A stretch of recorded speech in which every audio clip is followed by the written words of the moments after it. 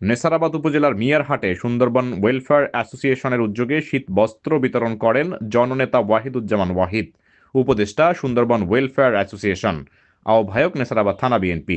আরও উপস্থিত ছিলেন জাহিদ উদ্দিন শহীদুল্লাহ মিয়া, নুরুজ্জামান মিয়া, রফিকুল ইসলাম, আতিকুল ইসলাম লিটু।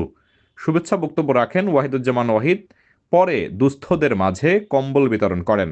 জেলা প্রতিনিধি মিজানুর রহমান শামীমের তথ্য ও ভিডিও চিত্রে বিস্তারিত।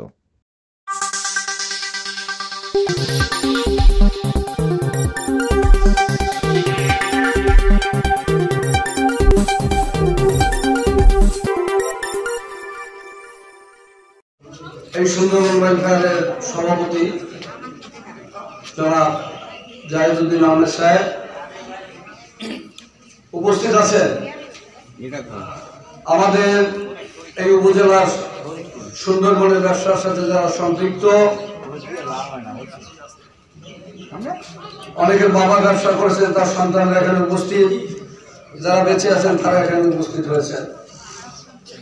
আমরা যদি সঠিকভাবে যারা ব্যবসায়ী তাদেরকে আহ্বান করা যেত, তাদের সন্তানদের আহ্বান করা যেত, আমার মনে আরো 50 লোক এখানে এই ব্যবসায়ীরা উপস্থিত হতো, নাকি ভুল বলছি? হয়তো আমাদের পরিকল্পনা বা চিন্তাধারা কোনো সামান্য ত্রুটি বিচ্যুতির কারণে এবং সময়ের কারণে সকলকে হয়তো জানানো সম্ভব হয়নি।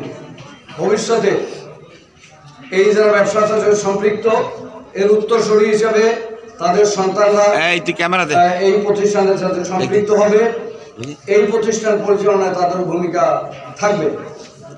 এই অবস্থাকে আমরা ইনশাআল্লাহ তৈরি করব।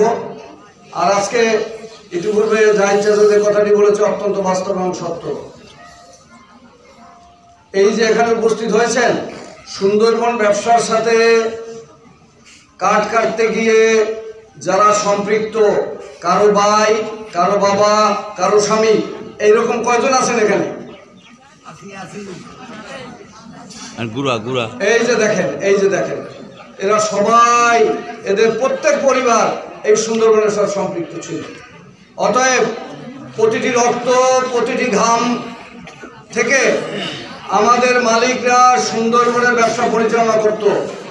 মূল চালিকা শক্তি ছিল এরাই, যাদের পরিবারবর্গ আজকে এখানে উপস্থিত হয়েছে। অবশ্যই বুঝতে হবে, আমরা পরিচালনা করি শুধু আমাদের সালাম দেবে এ কথা নয়, সালাম আমাদেরকেও দিতে হবে। পরিষ্কার কথা। দিন অনেক পরিবর্তন হয়েছে, মানুষ বুঝতে শিখেছে। অতএব যাদের রক্ত ঘামে আমরা মহাজনরাই ব্যবসা করে এই সুন্দরবনে প্রতিষ্ঠিত হয়েছি, আর এদের সেই অর্থ দ্বারাই এই সুন্দরবন ওয়েলফেয়ার, এই যে ভবনটি, এটি তৈরি হয়েছে। আরও একাধিক সম্পদ আছে সুন্দরবন ওয়েলফেয়ারের। এই সম্পত্তির মালিক আসলে আপনারা সকলে, যারা তখন বাংলা কথা বলে বাওয়ালি, তাই না? বলতো না আগে? এই প্রত্যেকটি বাওয়ালি ফ্যামিলি এর মালিক। প্রত্যেকটি রক্ত ঘাম এর সাথে জড়িত ছিল, যার জন্য আমরা মালিক হয়েছি সুন্দরবনের ব্যবসা করে, আমরা নেতা হয়েছি সুন্দরবনের ব্যবসা করে। অতএব শুধু আমরা নয়, এর মালিক এই প্রতিটি মানুষ, যারা এই ব্যবসার সাথে বাওয়ালিগিরি করে বাঘের মুখ থেকে ওই কাঠ সংগ্রহ করে আমাদেরকে মহাজন বানিয়েছে। এদেরকে আমরা বলতে পারি, বলা যাবে, আমরা তাদের কাছে চিরকৃতজ্ঞ থাকবো।